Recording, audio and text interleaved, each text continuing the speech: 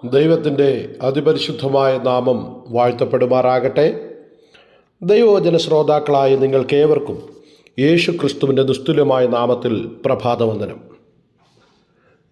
വാത്സല്യ ദൈവമക്കളെ, ഇന്നത്തെ ദൈവവചന ചിന്തയ്ക്ക് ആധാരമായി യെശയ്യാ പ്രവാചകൻ്റെ പുസ്തകം 43-ാം അധ്യായം അതിൻ്റെ 18-19 വാക്യങ്ങൾ വായിക്കും. മുൻപുള്ളവയെ നിങ്ങൾ ഓർക്കണ്ട, പണ്ടുള്ളവയെ നിരൂപിക്കുകയും വേണ്ട. ഇതാ, ഞാൻ പുതിയതൊന്ന് ചെയ്യുന്നു, അതിപ്പോൾ ഉത്ഭവിക്കും, നിങ്ങൾ അത് അറിയുന്നില്ലയോ? അതെ, ഞാൻ മരുഭൂമിയിൽ ഒരു വഴിയും നിർജ്ജന പ്രദേശത്ത് നദികളും ഉണ്ടാക്കും. യെശയ്യാ പ്രവാചകൻ പരിശുദ്ധാത്മ നിറവിൽ പറയുകയാണ്, മുമ്പുള്ളവയെ നിങ്ങൾ ഓർക്കണ്ട, പണ്ടുള്ളവയെ നിരൂപിക്കുകയും വേണ്ട. മുമ്പുണ്ടായിരുന്ന പലതും ഓർക്കാൻ ആഗ്രഹിക്കുന്നവയാകണമെന്നില്ല.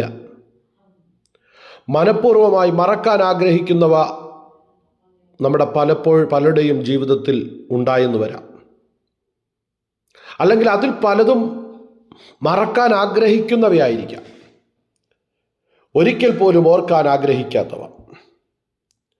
ജീവിതത്തിൻ്റെ കൈപ്പേറിയ അനുഭവങ്ങളെ മനഃപൂർവമായി മറക്കാൻ ആഗ്രഹിക്കുമ്പോൾ ദൈവത്തിൻ്റെ വചനം പറയുകയാണ്, പണ്ടുള്ളവയെ നിങ്ങൾ ഓർക്കണ്ട. കാരണം ഓർക്കാൻ അത്ര സുഖമുള്ള അനുഭവങ്ങളായിരുന്നില്ല അത്. രാത്രിയിൽ പോലും സ്വസ്ഥതയും സമാധാനവും ഇല്ലാതിരുന്ന ദിവസങ്ങൾ, കുഞ്ഞുങ്ങളുടെ ഭാവിയെക്കുറിച്ചുള്ള ആകുല ചിന്തകൾ, കുടുംബത്തിൻ്റെ കടഭാരത്തെക്കുറിച്ചുള്ള മനോവ്യസനങ്ങൾ, ജീവിതം ഇനി എങ്ങനെ മുന്നോട്ട് പോകുമെന്നുള്ള ചിന്തകൾ, മറ്റുള്ളവരുടെ കുത്തുവാക്കുകളും പരിഹാസച്ചിരികളും, സ്നേഹിക്കുകയും കരുതുകയും ചെയ്യേണ്ടവർ പോലും പുറംചെരിഞ്ഞു നിന്നപ്പോഴുള്ള മാനസിക സംഘർഷങ്ങൾ, ഇവയൊന്നും ഇക്കാലങ്ങളിൽ ഓർക്കാൻ ആഗ്രഹിക്കാത്തവയാണ്. എന്നാൽ വചനം പറയുന്നു, മുമ്പുള്ളത് നിങ്ങൾ ഓർക്കണ്ട, പണ്ടുള്ളവയെ നിരൂപിക്കുകയും വേണ്ട. ഇതാ, ഞാൻ പുതിയതൊന്ന് ചെയ്യുന്നു. അതെ, ദൈവം നമുക്ക് വേണ്ടി പുതിയ ചിലത് ചെയ്യുവാൻ ആഗ്രഹിക്കുന്നു. നമ്മുടെ വഴികളിൽ ചില പുതിയ വാതിലുകളെ ദൈവം തുറക്കുവാൻ ആഗ്രഹിക്കുന്നു. ചില പുതിയ നന്മകളെ നൽകുവാൻ ആഗ്രഹിക്കുന്നു.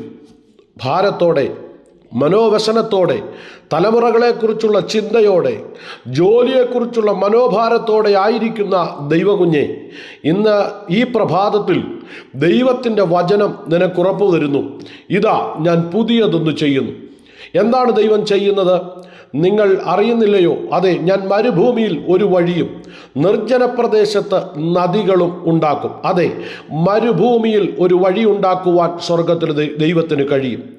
നിർജ്ജന പ്രദേശത്ത് നദികളെ ഉണ്ടാക്കുവാൻ സ്വർഗത്തിലെ ദൈവത്തിന് കഴിയും. വാത്സല്യ ദൈവപൈതലേ, നീ ഏതു തരം മാനസിക പ്രയാസത്തിലൂടെയാണ് കടന്നു പോകുന്നത്? എന്താണ് നിന്റെ ഹൃദയത്തിൻ്റെ ഭാരം? ദൈവം തമ്പുരാൻ പറയുക, പണ്ടുള്ളവയെ നീ നിരൂപിക്കേണ്ട, മുമ്പുള്ളവയെ നീ ഓർക്കണ്ട. ഇതാ, ഞാൻ പുതിയതൊന്നും ചെയ്യുന്നു. ദൈവം നിനക്ക് വേണ്ടി പുതിയ ചിലത് ചെയ്യുവാനായിട്ട് ആഗ്രഹിക്കുന്നു. വാത്സല്യ ദൈവകുഞ്ഞെ, നീ ഭാരപ്പെടണ്ട. വാത്സല്യ ദൈവപൈതലേ, നിന്റെ ഹൃദയം കലങ്ങിപ്പോകണ്ട. നീ ദൈവകരങ്ങളിലേക്ക് ഏൽപ്പിച്ചു കൊടുക്കുക. നിനക്ക് വേണ്ടി പുതിയതൊന്ന് ചെയ്യുവാൻ നമ്മുടെ തമ്പുരാനിതാ ഒരുങ്ങിയിരിക്കുകയാണ്. നീ നിന്നെ തന്നെ ഒന്ന് ഏൽപ്പിച്ചു കൊടുത്താൽ മതി. ആ ദൈവത്തിൻ്റെ മുൻപിൽ ഒന്ന് മുട്ടുമടക്കിയാൽ മതി. കർത്താവേ, എന്നോട് കരുണ തോന്നണമേ എന്നൊന്ന് പറഞ്ഞാൽ മതി. നിനക്ക് വേണ്ടി പുതിയതൊന്ന് ചെയ്യുവാൻ സ്വർഗത്തിലെ ദൈവം ഇതാ ആഗ്രഹിക്കുകയാണ്. തമ്പുരാൻ പറയുകയാണ്, ഞാൻ മരുഭൂമിയിൽ ഒരു വഴിയും നിർജ്ജന പ്രദേശത്ത് നദികളും ഉണ്ടാക്കും. ഇംഗ്ലീഷിൽ അത് തന്നെയാണ് പറയുന്നത്. നിർജ്ജന പ്രദേശം എന്ന പദം മലയാളത്തിൽ ഉപയോഗിച്ചിരിക്കുമ്പോൾ അതിൻ്റെ ഇംഗ്ലീഷിൽ നോക്കുമ്പോൾ അത് ഡിസേർട്ട് എന്ന് തന്നെയാണ്, അല്ലെങ്കിൽ വിൽഡർനെസ് എന്ന് തന്നെയാണ്. I will even make a way in the wilderness and reverse in the dessert എന്ന് തന്നെയാണ് പറഞ്ഞിരിക്കുന്നത്. അങ്ങനെയെങ്കിൽ ഒരു മരുഭൂമിയിൽ ഒരു വഴി തുറക്കുവാൻ, മരുഭൂമിയിൽ ഒരു നദി തുറക്കുവാൻ സ്വർഗത്തിലെ ദൈവത്തിന് കഴിയും. നിന്റെ അവസ്ഥകളെ അറിയുന്ന ദൈവം നിനക്ക് വേണ്ടി വഴികളെ തുറക്കുവാൻ ശക്തനായ ദൈവമാണ്. കുഞ്ഞെ, നീ ഭയപ്പെടണ്ട, നീ ഭാരപ്പെടണ്ട, നീ ആകുല ചിന്തകളിൽ അകപ്പെട്ട് നീ കലങ്ങിപ്പോകണ്ട. നീ ദൈവകരങ്ങളിൽ ഏൽപ്പിച്ചു കൊടുക്ക്. നിനക്ക് വേണ്ടി പുതിയതൊന്ന് ചെയ്യുവാൻ കർത്താവായ യേശു ക്രിസ്തുവിന് കഴിയും. ആ യേശുവിൻ്റെ മുറിവേറ്റ കരങ്ങളിലേക്ക് നിന്നെ ഒന്ന് ഏൽപ്പിച്ചു കൊടുക്ക്. നിന്റെ ഭാരമൊന്ന് ഇറക്കി വയ്ക്ക്. നിശ്ചയമായും ആ മുറിവേറ്റ കരം നിനക്കൊരാശ്വാസമായി തീരുവാനിടയായി തീരും. ആയതിനാൽ ദൈവം നൽകുന്ന പുതിയ നന്മകളെ പ്രാപിച്ച് അനുഗ്രഹം പ്രാപിക്കുവാൻ സ്വർഗത്തിലെ ദൈവം ഈ വചനങ്ങളാൽ നിങ്ങളെ സഹായിക്കുകയും അനുഗ്രഹിക്കുകയും പുതുവഴികളെ തുറക്കുകയും ചെയ്യട്ടെ എന്ന് ആത്മാർത്ഥമായി പ്രാർത്ഥിച്ചുകൊണ്ട് ഞാൻ എൻ്റെ വാക്കുകളെ ചുരുക്കുന്നു.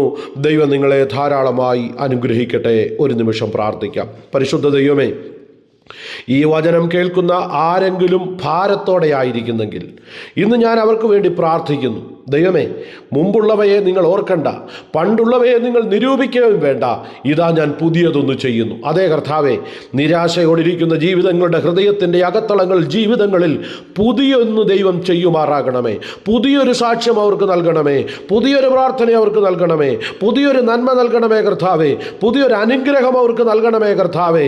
ഈ മാർച്ച് മാസത്തിൽ കർത്താവേ, ഈ പുതിയ നന്മകളെ പ്രാപിച്ച് ദൈവസന്നിധിയിൽ വിശ്വസ്തയോടെ തുടരാൻ സ്വർഗത്തിലെ ദൈവരെ സഹായിക്കണം. ദൈവിക നന്മകൾ കൊണ്ട് നിറയ്ക്കണം.